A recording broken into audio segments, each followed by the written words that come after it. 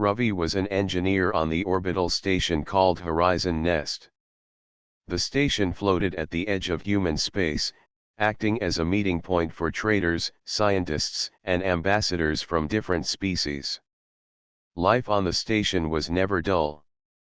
Every day Ravi worked with machines that hummed, beeped, and sometimes sparked when they were pushed too hard. He liked solving problems, and he liked people, but he never imagined his words would one day change the course of his life. That day had started like any other. Ravi was checking the oxygen filters on Deck 3. His hands were covered in grease, and his uniform smelled of burned wiring. He had just finished tightening the last bolt when his friend Lian called him on the COMM. Ravi, you better hurry, Lian said. The alien delegation is here. They want to see the docking bay. Ravi sighed but cleaned his hands quickly. Diplomats often visited the station. Usually, the engineers stood in the back, while the officers and scientists did the talking. Ravi did not care much for ceremonies, but Lian insisted, so he joined. The docking bay was crowded. Flags of different colors hung from the walls, and the polished floor shined under bright lights. The humans lined up to greet their guests. Soon the alien shuttle slid into the bay and hissed as the doors opened. Out stepped tall figures with silver blue skin and long robes. Their faces were smooth, their eyes bright like polished stones. They were called the Villery, a proud and ancient race. They carried themselves with elegance, and their leader today was Princess Silura, daughter of Queen Arya of the Villery. Silura was graceful, her movements calm and steady. She bowed politely, and the human officers greeted her with practiced words. Ravi, standing at the end of the line, felt out of place. He was just an engineer, not a diplomat. Still, when Silura walked by, her eyes paused on him for a brief moment. She gave a small nod, and Ravi felt awkward under her gaze. Later that evening, after the tour ended, some of the crew and the delegation gathered in the lounge. Ravi was only there because Lian dragged him in. Everyone was sharing drinks and simple jokes. The Villery did not seem to laugh much, but they listened politely. Ravi, tired from work and not thinking carefully, tried to lighten the mood. When Silura asked him about human customs, he grinned and said, "Well, when two people get along, sometimes we call each other nicknames. Like, I could call you Wifey." The crew burst into laughter. Ravi waved his hands quickly. "It is only a joke," he added, chuckling. "Just human humor." Silura tilted her head. Her expression was unreadable, but her eyes locked onto his with strange intensity. Lian whispered, "Careful, Ravi. They take words seriously." But Ravi thought nothing of it. To him it was only a silly remark, something to make people laugh. The evening ended, and the Villery delegation soon departed. Life went on, or so Ravi believed. Days passed, and Ravi forgot about the moment. He returned to his duties, repairing circuits, fixing engines, and sometimes chatting with friends in the mess hall. He did not notice how the officers whispered more often, or how messages from the Villery arrived at unusual hours. He was busy with work and paid little attention. Then, one morning, the station shook. Warning sirens echoed through the halls. Ravi rushed to the nearest viewport and froze. A massive ship had appeared outside. It was larger than the Horizon Nest itself, its hull shining with golden patterns. Every weapon on the station stood ready, but no one dared fire. The Villery flagship had arrived. The captain of the station called for calm. Soon, a message arrived from the Villery queen herself. Ravi was summoned. At first he thought it was a mistake. Me? Why me? He asked, his voice trembling.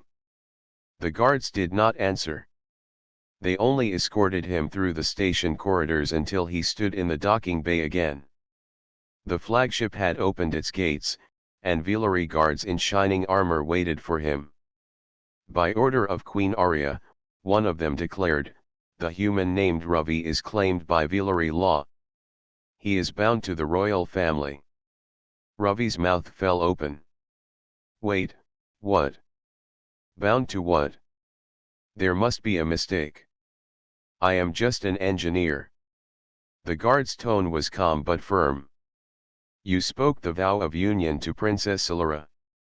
In our law, those words are sacred. You are now consort by right. The entire docking bay went silent. Humans stared in disbelief. Lien nearly choked on his own breath. Ravi felt his knees weaken. It was a joke, Ravi said, his voice almost a whisper. I did not mean it. But the Villery did not laugh. They bowed their heads with respect, as if honoring him. Princess Solara herself stepped forward from the group. Her eyes met his, and her voice was clear. Your words were spoken, and our law does not bend, she said. You belong to me now, as I belong to you. Ravi could only stare at her, his thoughts spinning. One careless joke, one word spoken without thought, had tied his fate to an alien princess and her powerful queen. The crew looked at him with wide eyes. Some seemed amused, some shocked, and some even envious. But Ravi felt none of that. All he felt was the weight of a new reality pressing on his shoulders. The Villery guards stepped closer. You will come with us, they said. Ravi's heart pounded. He wanted to argue, to explain again, but the look in Solara's eyes told him it was useless. To her, and to her people, the vow was unbreakable. As the great flagship pulled him aboard, Ravi stared back at the horizon nest, at his home among humans. He wondered if he would ever return, or if he had truly lost his freedom over a single word spoken in jest. For the first time in his life, Ravi wished he had stayed quiet. The Villery flagship was unlike anything Ravi had ever seen. Its walls glowed with a soft silver light, and the floors pulsed faintly as if the ship itself was alive. Tall alien guards in gleaming armor escorted him through wide halls, their steps echoing in perfect rhythm. Ravi walked in silence, his mind spinning with disbelief. He had always thought of himself as ordinary. He fixed machines, replaced filters, and sometimes cracked jokes to make his friends laugh. Now he was being treated like some rare prize. He wanted to tell them again that it was a misunderstanding, but the Villery guards looked too serious, too loyal to their queen, to listen to an excuse. They guided him into a chamber filled with soft light and strange music that seemed to come from the walls. The air smelled faintly of flowers, and at the far end of the chamber stood Princess Solara. She was dressed in flowing white robes with silver patterns that shimmered as she moved. Her eyes were calm but focused entirely on him. Ravi of Earth, she said, her voice echoing gently in the room. You are summoned before my mother, Queen Arya. By our law, the vow you spoke binds you to our family. Soon you will stand in the royal court. Ravi swallowed hard. Princess, with respect, it was only a joke. Humans say such things without meaning. I cannot be. She raised her hand, stopping him. I understand your words, but our law is clear. Our people do not treat vows lightly. To speak such a bond is to accept it with your soul. You cannot step away. Her calm certainty unsettled him. She truly believed he belonged to her now. Ravi wanted to shout, to argue, but deep down he realized the Villery were not going to bend. Their traditions were older than human space travel itself. Hours later, Ravi was brought to the heart of the flagship. The royal chamber was vast, shaped like a circle, with high pillars carved from glowing crystal. Velary nobles lined the sides, their robes sparkling under the light. At the center sat Queen Arya, tall and commanding, her crown woven from metal and living vines that pulsed faintly with light. When Ravi entered, the chamber fell silent. All eyes turned toward him. He felt like a bug caught in a beam of light. The guards guided him to the middle of the floor. He tried to stand tall, but his legs trembled. The queen's voice rang through the chamber, steady and powerful. "Human Ravi, you have spoken the vow of union to my daughter, Silara. By the law of the Velary, this vow cannot be broken. Do you deny the words you gave?" Ravi opened his mouth, then shut it again. He thought of arguing, of insisting it had only been a joke. But the faces around him told him what would happen. They would never accept his excuse. To them, words carried the weight of truth. "I did not know your law," he said finally, his voice quiet. "On earth, such words can be spoken in jest. They do not always bind us. I never wished to bring insult." The queen studied him for a long moment. Her eyes were sharp, like she could see into his thoughts. Then she spoke again. "Ignorance does not erase the bond. But you have spoken with honesty, and that has weight. You will learn our ways. Until then, you remain consort by law." The nobles whispered among themselves. Some nodded, others frowned. Ravi caught their expressions and knew many of them disapproved. To them, he was an outsider, unworthy of standing beside the royal family. After the ceremony, Ravi was led to a private chamber meant for him. The room was more luxurious than anything he had known on Horizon Nest. The bed was soft, the walls glowed with soothing light, and a table held fruits that shimmered faintly like gems. But Ravi did not feel comfort.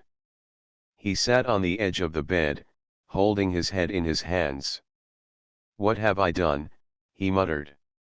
"One joke, and now I am trapped in royal law."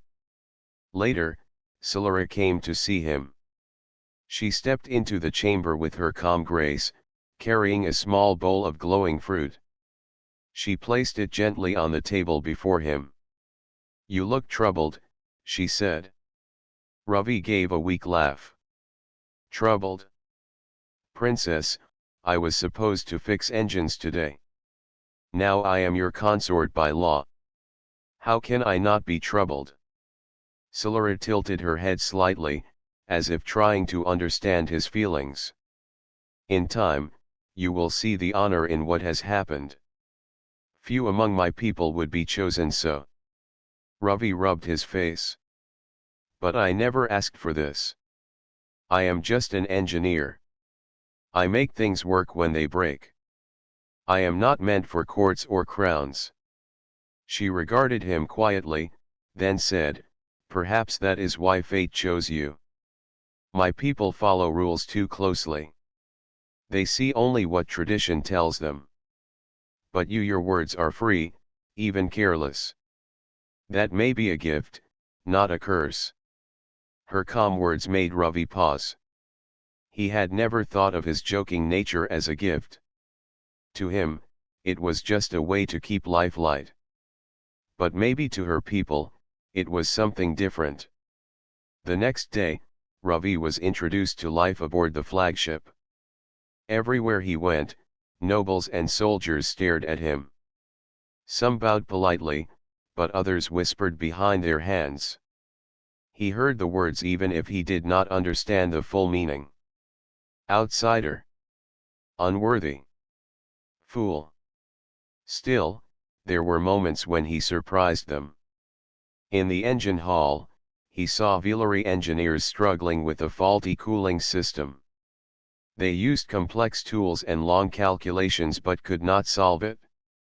Ravi stepped closer, studied the machine, and quickly suggested rerouting the pipes in a simpler pattern. The engineers hesitated, but when they tried his method, the system worked again. The Villery murmured in astonishment. They had never considered such a basic solution. Ravi smiled faintly. Maybe he was not completely useless here. That night, he lay in his chamber, staring at the glowing ceiling. His heart still ached with confusion. He wanted to go home, to laugh with Lian in the mess hall, to fix simple machines without a court watching his every move. But deep down, he also felt a strange pull. The queen had summoned him. The law bound him. And the princess looked at him not with scorn but with curiosity. Perhaps, against all odds, he was not here by mistake. Perhaps his joke had set him on a path no human had walked before. The days on the Villery flagship passed slowly for Ravi. He was treated with respect, but the respect felt heavy, like a chain around his neck. Guards always followed him, bowing whenever he moved. Servants offered him fruit and drinks at every turn. Nobles stared at him with cold curiosity, as if he were an animal put on display. Ravi tried to keep calm, but inside he was restless. He had not asked for this life.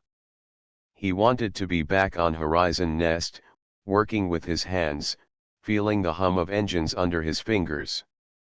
Instead, he was being carried toward the Villery homeworld, where the queen herself would decide his fate. One evening, Solara visited his chamber again. She sat across from him, her silver blue eyes steady, her long robe flowing like liquid light. "You have been quiet these past days," she said. Ravi gave a tired smile. "What do you expect me to say, princess? I was an engineer. Now I am being dragged into royal law. I feel like I am living someone else's life." Solara studied him for a moment. "My mother is wise. She will see your truth. But understand, Ravi, once she speaks, her word is final. No law, no council, not even I can undo it." The weight of her words pressed on him. He had one chance to explain himself, one chance to make the queen understand that his vow had been a mistake. The next morning, the flagship descended upon the Villery homeworld. Ravi stood at the viewport, staring in awe. The planet was covered in shimmering oceans and vast forests glowing faintly in shades of blue and green. Towering cities rose from the land, their spires shaped like crystal reaching into the clouds. The sight was breathtaking, but Ravi could not enjoy it fully. His heart pounded with fear of what awaited him. The ship landed in the royal capital, where a massive palace stood at the center of the city. Its walls were carved from crystal that caught the sunlight and scattered it across the land in colors like a rainbow. The people gathered below, chanting and singing as Solara and Ravi were escorted to the palace gates. Ravi felt every eye upon him. Inside, the halls of the palace were wide and glowing, filled with music that seemed to come from the walls themselves.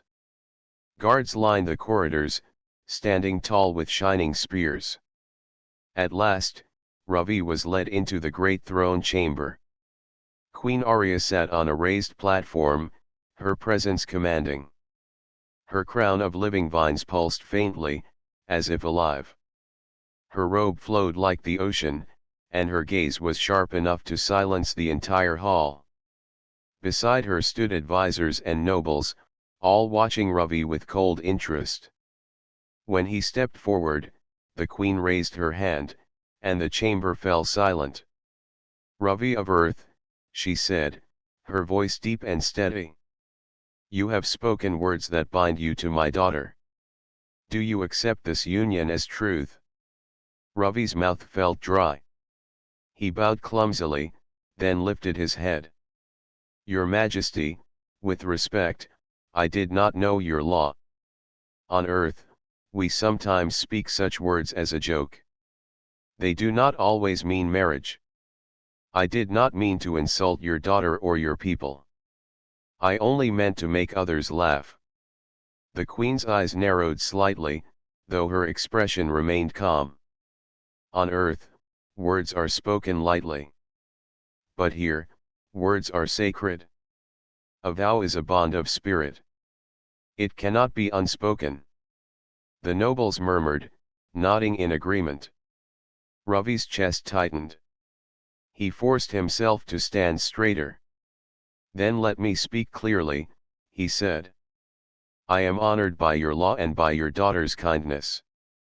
But I am not a noble. I am not even a soldier. I am only an engineer. I do not belong in your court. I only know how to fix broken machines. A ripple of laughter spread among the nobles. Some shook their heads, amused at the thought of an engineer standing beside their princess. But the queen raised her hand, silencing them at once. She leaned forward slightly, her gaze piercing into Ravi's soul. You speak with honesty. That is rare in courts filled with pride. But understand, Ravi, your life is no longer yours alone. The vow you spoke binds you not just to Solara, but to our people. From this day forward, you walk with us. Ravi's heart sank. He wanted to protest again, but the queen's tone allowed no argument. Her word was law. After the ceremony, Solara walked beside him through the palace gardens. The air was filled with the scent of glowing flowers, and crystal fountains sparkled in the light. You stood bravely, she said softly. Few would speak to my mother with such honesty. Ravi let out a weak laugh. I was not brave. I was terrified. But if I do not speak the truth, then what is left? Solara's lips curved slightly, the closest thing to a smile he had seen on her face. Perhaps that is why the law chose you. Our people hide behind formality. You do not. That makes you different. As days turned into weeks, Ravi began to see how the queen's words shaped his life. He was given quarters in the palace, more luxurious than anything he had ever known. Servants bowed to him, nobles watched him, and guards followed him everywhere. Yet, despite the luxury, he felt trapped. His freedom was gone. But Ravi also found small moments of purpose. He spent time with the palace engineers, who worked on ships and machines far more advanced than human designs. Yet even they struggled with simple problems that Ravi solved with ease. His practical knowledge impressed them, and slowly word spread through the palace that the human consort had skills no one expected. Still, many nobles whispered against him. They saw him as a fool who had stumbled into power by accident. Some even called him a danger to tradition. Ravi felt their stares every time he entered the court. One evening, the queen summoned him again. He stood before her throne, his heart heavy. You are different from us, Ravi, she said. Some fear you. Some despise you. But I see value in you. You speak with honesty. You act with simplicity. Perhaps our people, too bound by law, need a voice such as yours. Ravi bowed, unsure what to say. He was only an engineer, yet the queen was speaking of him as if he were something greater. From this day, the queen declared, you are not only consort by law, but also advisor to the court. You will speak freely, and your words will be heard. The chamber filled with murmurs. Ravi felt his knees weaken. Advisor to the court? He wanted to fix machines, not guide a kingdom. But he also understood there was no escape. The queen had spoken. And when Queen Arya spoke, her word was final. Ravi soon learned that being named an advisor did not mean people respected him. In the palace halls, nobles whispered about him, their voices sharp with doubt. Some called him an intruder. Others laughed at the thought of a human guiding the queen. Even when they bowed politely in front of her, their eyes burned with scorn when they looked at him. Ravi did not care much about titles, but he cared about how people treated him. Every glance felt like a test. Every word felt like a challenge. He wanted to go back to fixing machines, but the queen's word was law. He was now part of her court, whether he wished it or not. One evening, during a council meeting, the tension became clear. The queen sat upon her throne, Solara stood at her side, and the nobles filled the chamber with their robes shimmering in the light. Ravi stood quietly near the edge, listening. The nobles debated over trade with a neighboring world. They spoke with long, heavy words, circling around the problem but never reaching a solution. Ravi shifted on his feet, frustrated. Finally, he raised his hand. "Forgive me, but may I speak?" The chamber grew silent. The queen gave a nod. Ravi cleared his throat. "The problem is simple. You are wasting resources sending 2 fleets when one would do. If you reroute your trade ships along the southern corridor, you cut the journey by half. Less cost, less risk." The nobles gasped. Some frowned, others exchanged angry whispers. One of them, Lord Vaer, stepped forward. He was tall and sharp-faced, his robe lined with gold. His voice dripped with disdain. "You dare speak of trade as if you understand our roots, human. You are no Villery. You are no lord. You are nothing but an outsider clinging to a mistake." Ravi's jaw tightened. He wanted to shout back, but he remembered where he was. Instead, he bowed slightly. "I am no lord, that is true. But I can do math. And math does not lie." The queen raised her hand, silencing the hall. "The human's point is sound. Test his route. If it proves efficient, we will adopt it." The nobles bowed, though their faces were bitter. Ravi felt their anger like heat in the air. Days later, his suggestion proved correct. The trade fleet returned early, saving fuel and resources. The queen praised him, but the nobles grew colder. They had been shown wrong by an outsider, and their pride burned. Ravi thought the matter would pass, but his troubles were only beginning. A week later, while walking through the palace gardens, he overheard 2 nobles speaking behind a crystal arch. "This human shames us," one hissed. "If the queen continues to trust him, our traditions will weaken." "He must be shown unworthy," the other replied. "If he fails, the queen will see her mistake." Ravi froze, his heart pounding. He moved away quietly, pretending not to hear. But he knew then that some nobles were planning against him. The chance came sooner than he expected. A call for help arrived from one of the queen's outposts. A reactor was failing on a defense station, and if it collapsed, the entire system would suffer.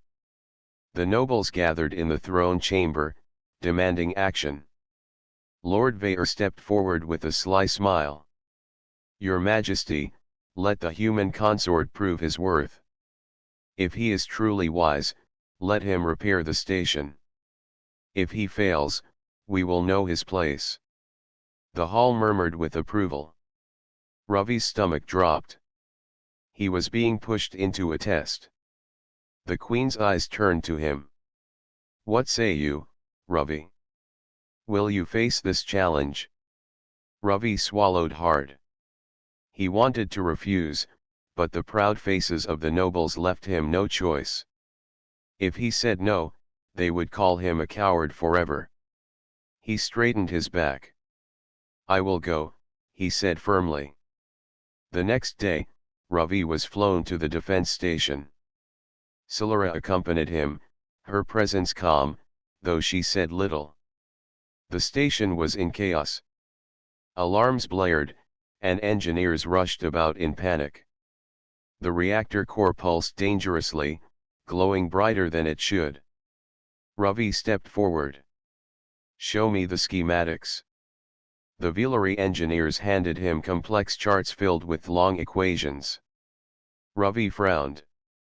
They were overcomplicating everything. He pushed the charts aside and walked straight to the reactor room. The heat was intense, the glow blinding. The engineers followed nervously as Ravi inspected the pipes and circuits. He crouched, tapped a valve, and muttered to himself. "You are flooding the cooling system," he said. "You are trying to push too much power through. It will never stabilize this way." One engineer shook his head. "But that is how the manual instructs us." Ravi gave a short laugh. "Sometimes manuals are wrong. Machines don't care about tradition. They care about balance." He quickly rerouted the cooling lines, adjusted the valves, and ordered the engineers to release pressure gradually instead of forcing it all at once. The Villari hesitated, but Solara gave a nod. "Do as he says," she commanded. The changes took minutes, but the effect was clear. The pulsing glow of the reactor softened, its hum smoothing into a steady rhythm. The alarms silenced one by one. The station steadied. The Villari engineers stared in shock. Some bowed their heads in respect. Solara looked at Ravi with quiet pride. When they returned to the palace, the queen welcomed them. "The defense station stands because of you," she said. "Your hands saved many lives." But the nobles were less pleased. Lord Vair clenched his jaw, his eyes sharp with anger. His plan to expose Ravi had failed. Still, Ravi knew the danger was not over. The nobles would not stop so easily. They would find another way to test him, another way to push him out. That night, Ravi sat alone in his chamber, staring at the glowing ceiling. He had never wanted power, never wanted titles. Yet every step pulled him deeper into the Queen's world. He thought of Horizon Nest, of Lian, and the simple life he had lost. Then he thought of Solara, standing beside him in the reactor room, her calm trust steady as stone. Maybe, he thought, this was his place now. Maybe fate had brought him here not as a mistake, but as a challenge. But deep down, he also knew one thing. The conflict with the nobles was only beginning. The story of Ravi's success at the defense station spread quickly across the Villari capital. Whispers filled the palace halls.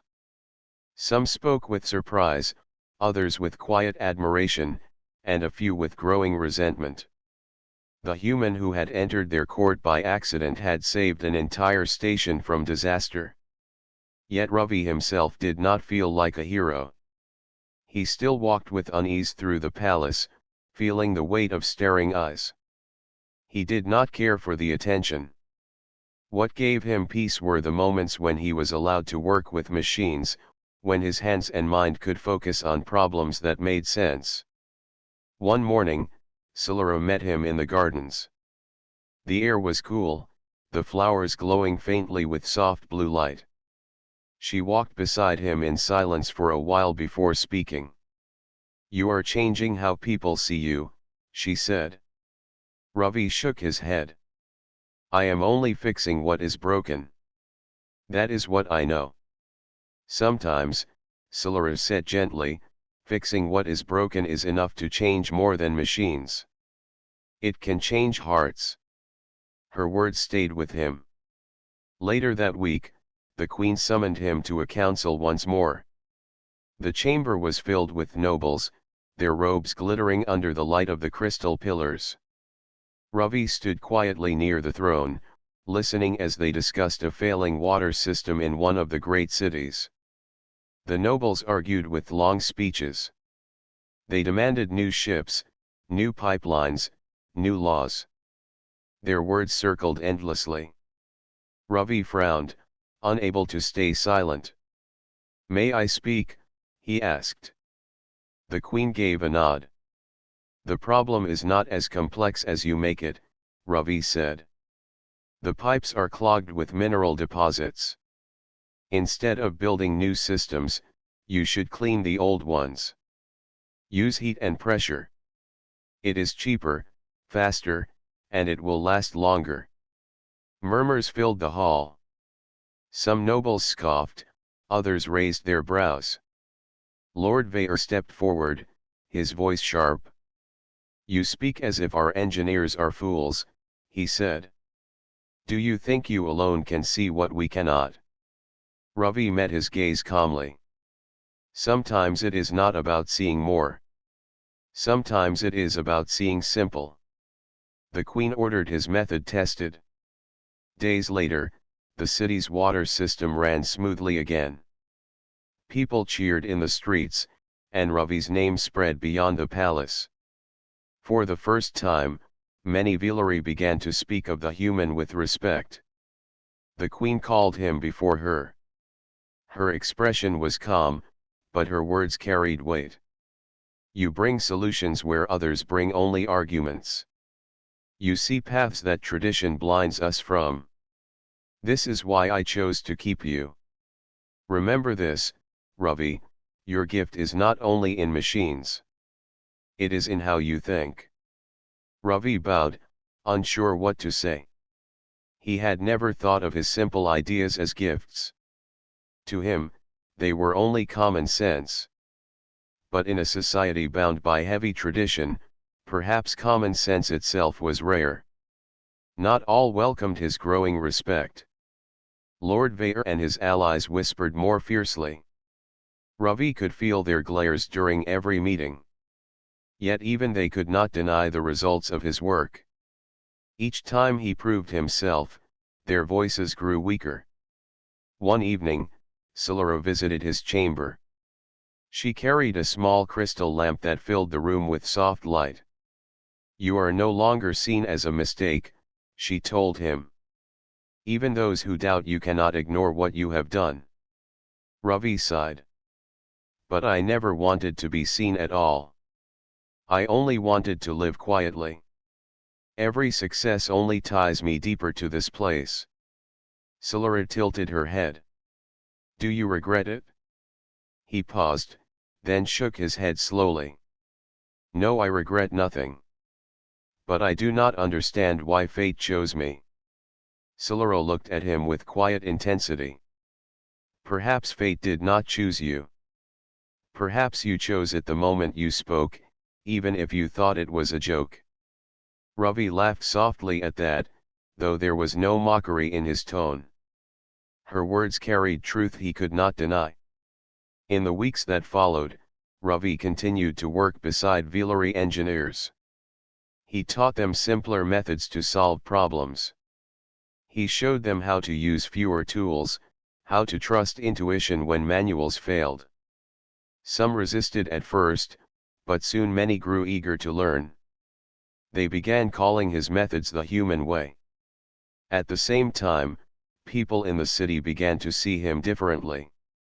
Where once they whispered outsider, now they spoke of the human who saved water, who saved a station, who dared to speak truth before the Queen. Children pointed at him with wide eyes when he walked through the markets. Merchants bowed respectfully.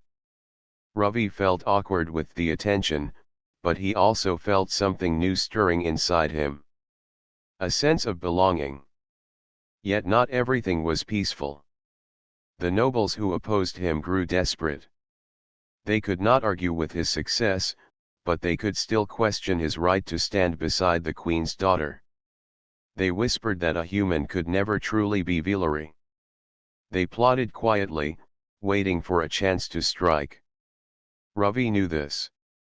He saw it in their eyes during council meetings, heard it in their careful words. But instead of fear, he felt determination. If they wanted to test him, he would meet the challenge, not for himself, but for those who had begun to trust him. One night, while walking alone on the palace balcony, Ravi looked out over the glowing city. The towers sparkled like stars, the rivers shimmered like silver threads, and the people moved below like a sea of light. He thought of Horizon Nest, of his small quarters, of his friend Lian. He missed them deeply. Yet he also knew that his life could never return to what it was.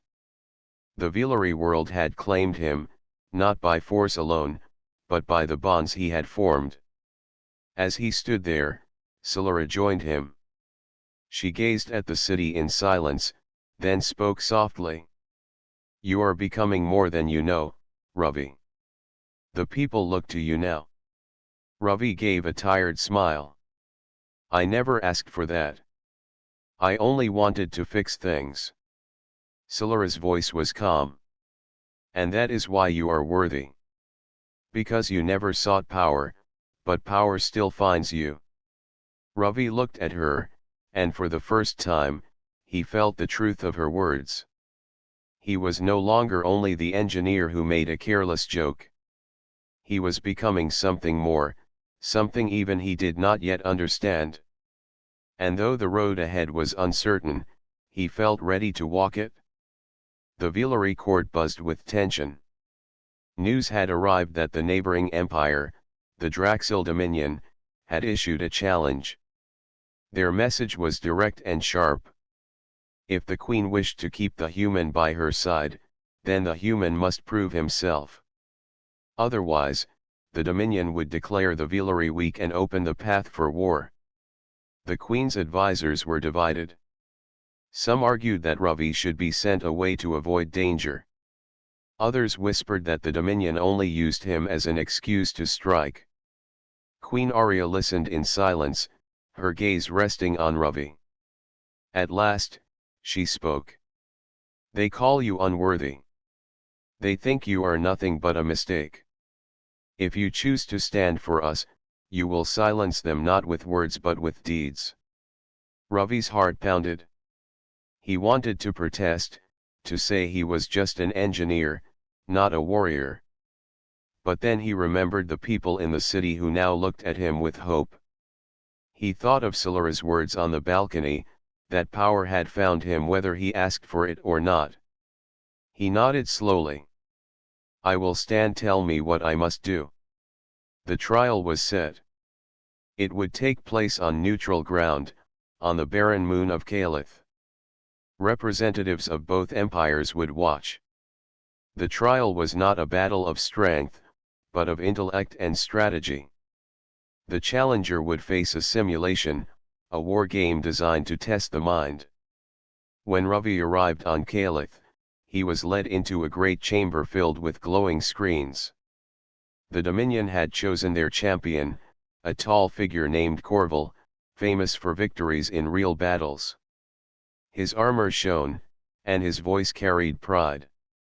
"You are no leader," Corval said, looking Ravi up and down. "You are no soldier. You will fall in moments, and the Villery will crawl before us." Ravi did not answer. He only studied the screens. The simulation would begin with fleets, bases, and resources. Each move would shape the next. Corval smiled with confidence, but Ravi felt no fear. He reminded himself of what he knew best.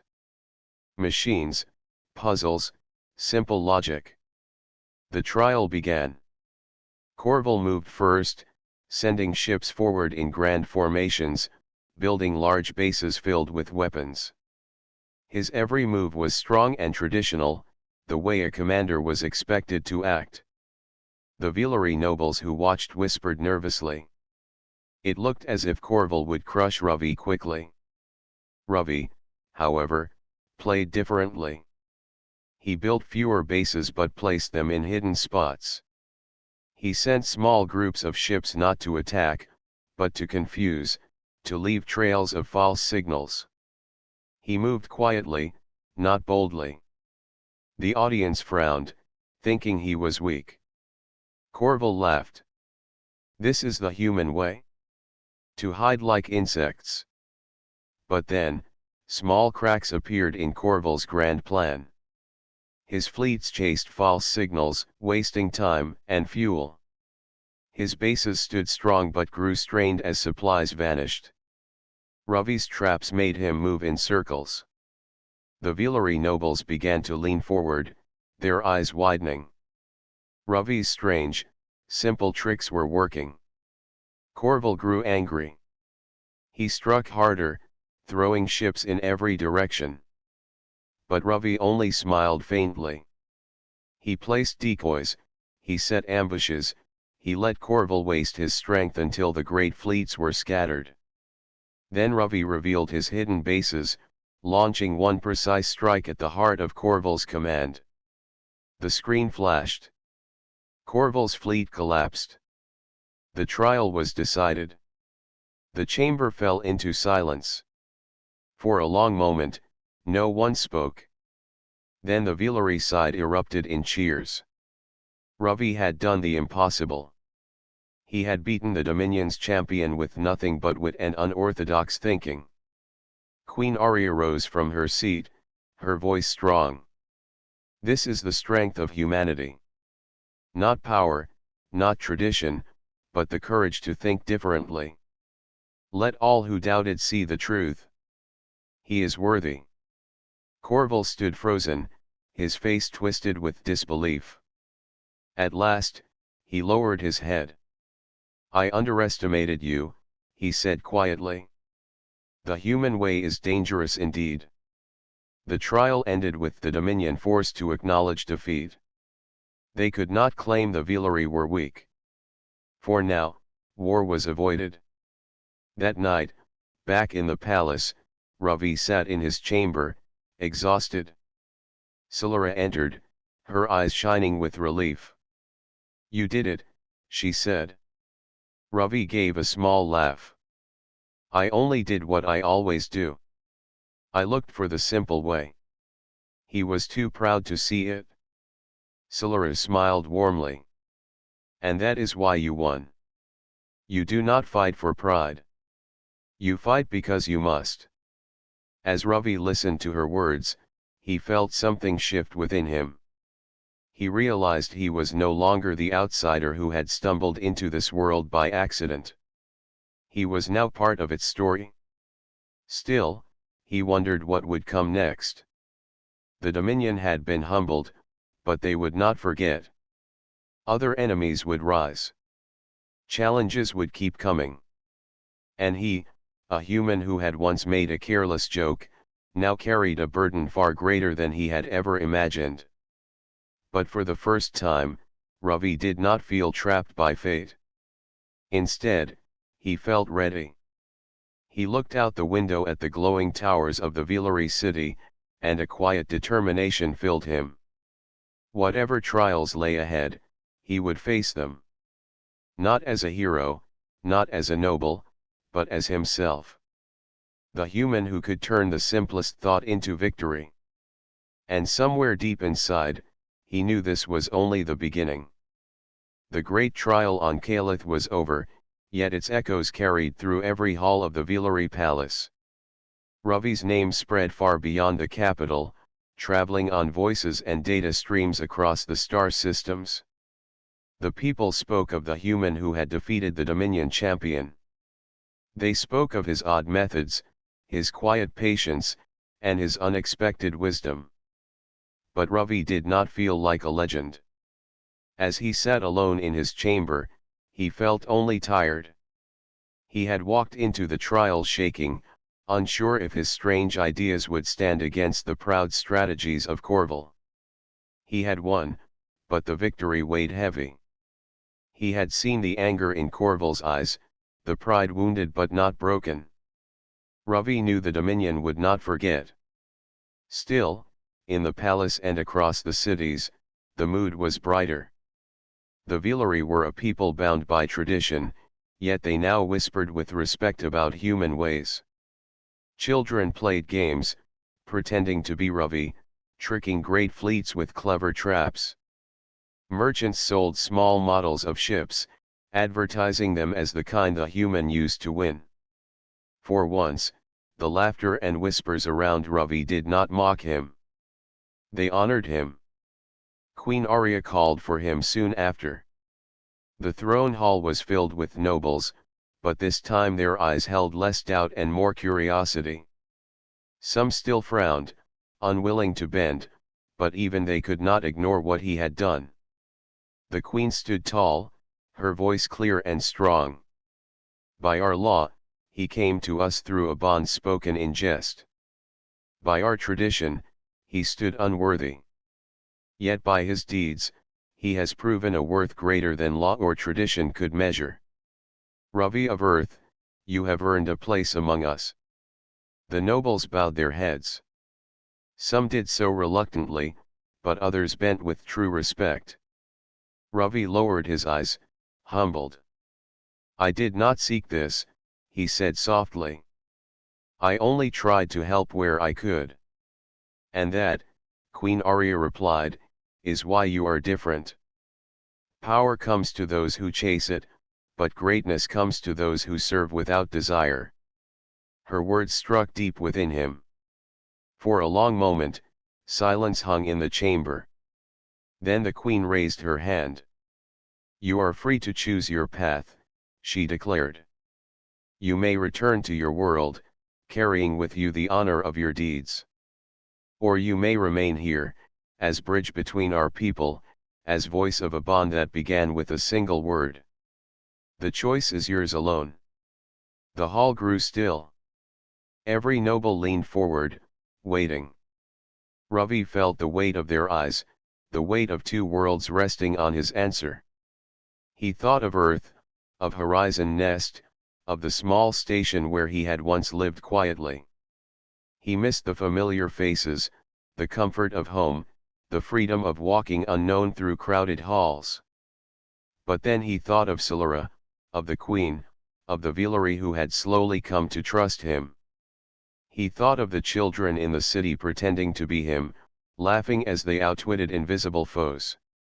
He realized then that his life could no longer return to what it was. He had changed, and so had the world around him. Ravi lifted his head. I will stay, he said. Not as a prisoner, not as a stranger, but as myself. If I can be a bridge, then that is what I will be. A murmur swept through the chamber. Some nobles looked uneasy, but many nodded with approval.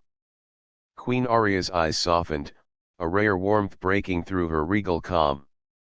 Then so it shall be, she said.